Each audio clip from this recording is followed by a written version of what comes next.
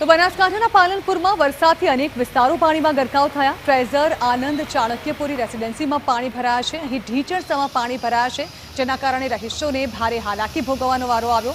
Frazer સોસાયટીમાં પાણી ભરાતા સ્થાનિક લોકો મુશ્કેલીમાં મુકાયા છે।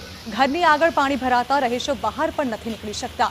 સામાન્ય વરસાદમાં જ પાણી ભરાઈ જતા તંત્ર સામે લોકોમાં ભારે રોષ જોવા મળ્યો છે।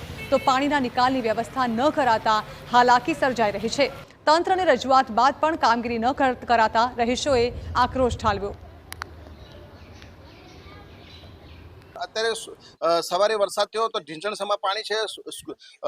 છોકરાઓને સ્કૂલ જવામાં બહુ તકલીફ છે। દૂધવાળા પણ નથી આવતા, વાનવાળા પણ 2 દિવસ હવે નહીં આવે। આ પાણીનો જ્યાર સુધી નિકાલ નહીં થાય ત્યાર સુધી કોઈ વાનવાળા કે દૂધવાળા કોઈ આવતા નથી। અમારે 2 દિવસ તો વરસાદ આવે એના પછી તો એટલી હાલાકી ભોગવવી પડે છે કે ન પૂછો।